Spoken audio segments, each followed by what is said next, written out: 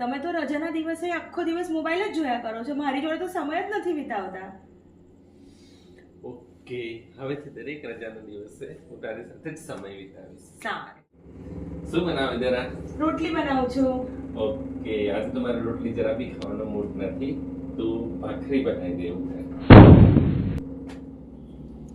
જરા ફ્રીજ ઉપર કેટલી બધી ધૂળ છે, કટકો મારવાનું રાખો, થોડું સાફ સફાઈ રાખો.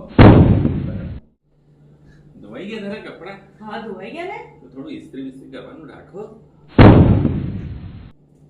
હશ.